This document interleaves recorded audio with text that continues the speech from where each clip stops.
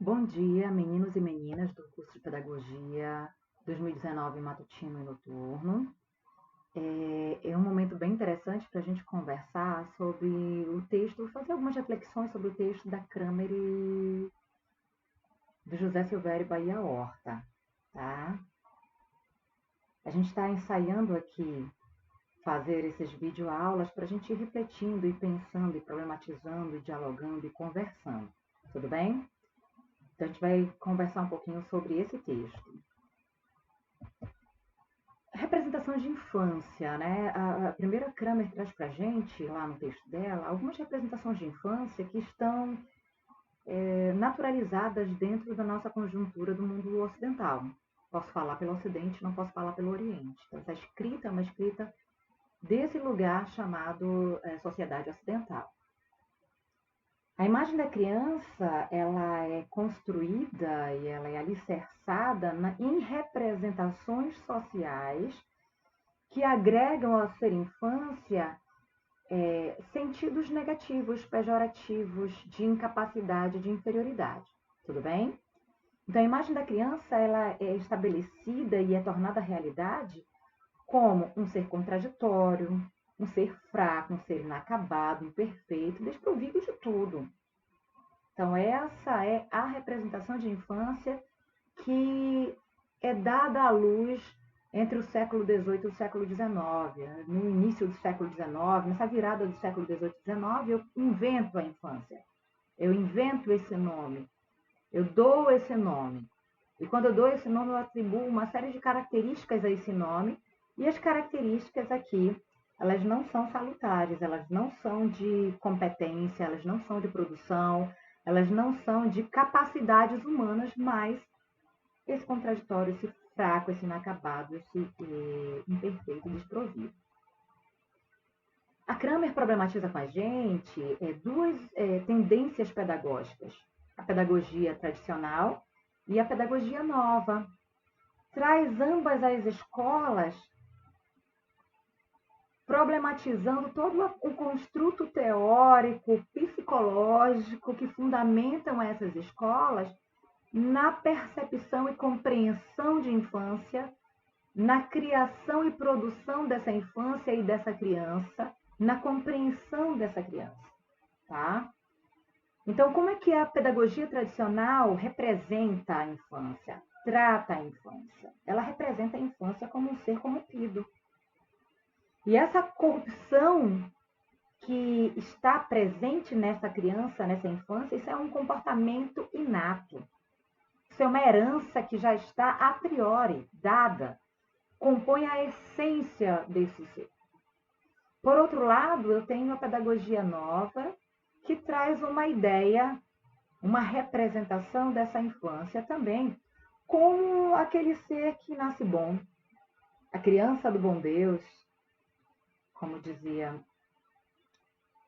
a criança do bom Deus, não estou lembrando o nome da autora que fala sobre essa criança do bom Deus, mas ela nasce boa, mas a sua essência é boa, é pura, é santa, mas o meio pode corrompê-la. E aí não tem como a gente não fazer se voltar para o Rousseau com o seu Emílio. A invenção desse menino chamado Emílio, esse menino que nasce bom, mas que eu tenho que ter um processo de educação muito salutar e satisfatório para que esse menino ele não se corrompa, porque o meio é mau. O meio é essencialmente mau, tá? Então, a partir dessas duas perspectivas, desse ser corrompido, corrupto, e desse ser bom que pode se tornar corrupto, que pode ser corrompido, é que a gente vai dialogando aqui a nossa psicologia da educação, tratando a infância. Bem, ideia de infância na pedagogia tradicional. Para eu poder salvar essa criança que nasce corrupta, corrompida, que é uma essência, que a sua natureza é má, eu preciso ter um profundo esforço, tá? Um profundo esforço de arrancar esse mal, entre aspas, pela raiz. E nesse exercício de um profundo esforço, meus amados, eu vou me utilizar de alguns meios que vão justificar os fins dessa educação. E os meios vai ser prezar eminentemente pela disciplina, pelo controle, pela rigidez. E outras práticas que têm um teor comum a esses três nomes aqui: disciplina, controle e rigidez. Tá? Então, como esse menino, essa menina carregam o mal na sua essência, o processo de educação vai se ancorar em teorias da psicologia, e aí a gente percebe concretamente aqui a teoria inatista maturacionista, tá? Não tem como a gente se descolar dessa teoria inatista maturacionista, não dá para descolar também de uma psicologia comportamental, do estímulo e da resposta, não dá para eu descolar desses conceitos. Então, eu vou utilizar essas abordagens da psicologia, que são tornadas ciências no século XIX, e porque é ciência, eu vou conferir um status de verdade absoluta, tá? E eu me aproprio disso para trabalhar, para disciplinar esse corpo, para controlar esse corpo de maneira rígida, tá? A pedagogia tradicional, ela está a serviço do Estado. Não podemos ser ingênuos quanto a isso, tá? Está a serviço da manutenção do status. O status quo, o status que é deliberado, o status que domina, o Estado que controla, o Estado que mantém o poder, tá? Logo, se ela está a serviço do Estado, eu tenho uma educação intencional, intencionada, a serviço desse Estado. Cássia, o que tu está querendo me dizer com isso? Que se eu tenho uma intencionalidade no meu fazer educativo, eu vou educar os corpos para serem dóceis. Eu preciso educar o corpo dessa criança de modo que essa criança obedeça, de modo que essa criança escute, de modo que essa criança se sujeite às ordens primeiras deste Estado, tá? Então, eu tenho uma educação intencional, com uma intencionalidade, intencionada para controlar esse corpo. Logo, não é uma prática ingênua, mas deliberada, fundamentada no que ela está chamando aqui de conhecimento científico.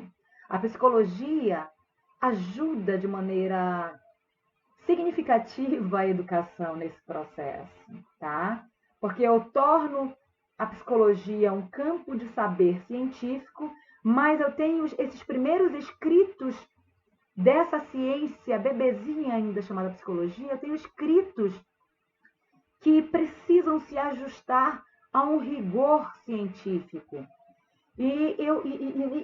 Nessa busca desse rigor científico, eu acabo tornando algumas verdades, tornando ciência esse estudo do comportamento, desconsiderando nesse momento inicial que o meu objeto de estudo é o humano, são as subjetividades humanas, a psique humana, o inconsciente humano para alguns teóricos da psicologia.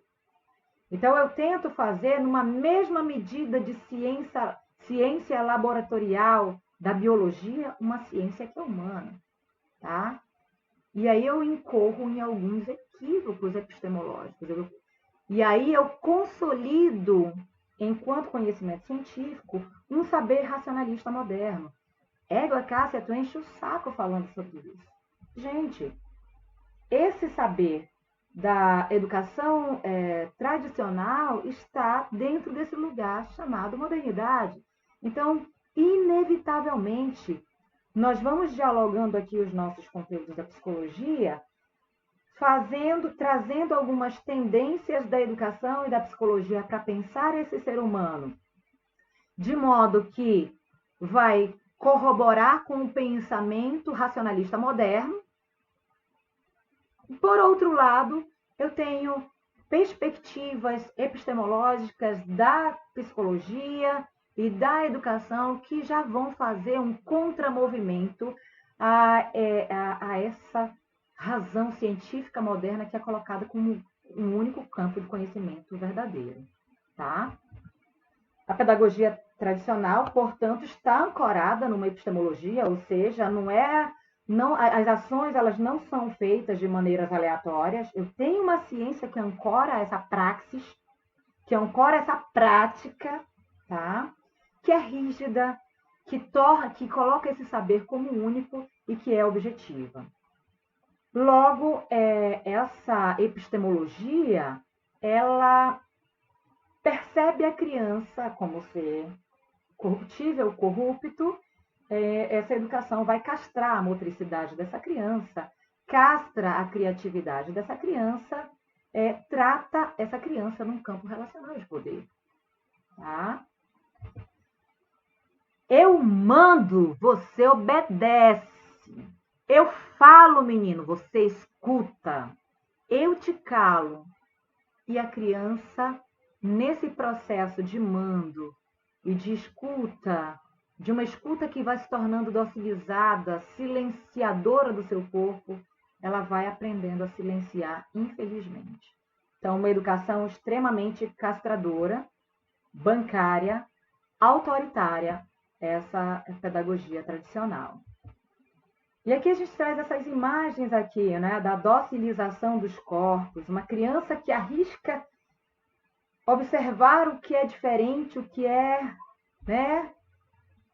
Esse professor, te afaste da janela, querida, você não vai querer ficar para trás, certo? Ou seja, esses corpos aí estão dentro de uma perspectiva epistemológica racionalista moderna, de controle do corpo, de competição, de silenciamento desses sujeitos. Essa outra imagem apresenta para a gente aqui alguém que fala, que adora ouvir o som da sua voz, da sua narrativa, em contraposição aos meninos e aos nossos meninos e as nossas meninas que aprendem docilmente a escutar. E aqui eu vou ter uma consequência, meus amores. Eu vou ter uma sociedade que vai ter dificuldade de refletir, de pensar, de problematizar, de questionar, de perguntar. Né? É um automático dessa pedagogia tradicional. Então, aqui eu tenho já os corpos que passou por todo esse processo aí de docilização.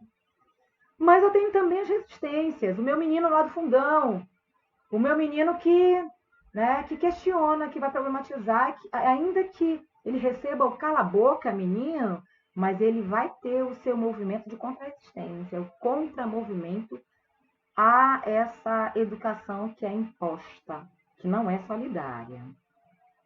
Tá? A gente entra agora na pedagogia nova. Então, qual que é a ideia da infância para a pedagogia nova?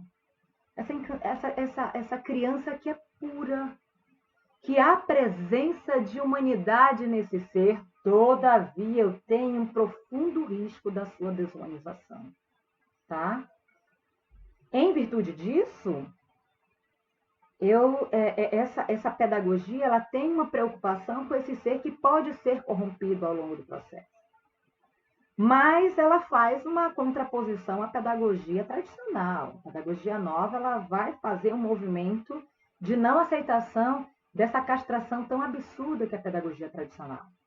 Mas Kramer arrisca dizer que a pedagogia nova também acaba sendo uma pedagogia que não é provocadora de significativas mudanças e que acaba incorrendo em atitudes também autoritários e tradicionais. Mas esse autoritarismo vai se dar de uma maneira mais velada. Né? Não é um autoritarismo do grito, do mando, de um silenciamento escrachado. Tá? Eu vou ter uma maneira sutil de desenvolver esse autoritarismo. A pedagogia nova vai entender que eu não posso perturbar o processo de experimentação da criança. Então, a criança eu preciso criar um ambiente o mais satisfatório possível para que ela se desenvolva, para que ela consiga manipular os objetos, que ela consiga aprender, para que ela consiga, à medida que ela vai amadurecendo biologicamente, ela consiga ir tendo um desenvolvimento, a provocação do desenvolvimento por ela mesma.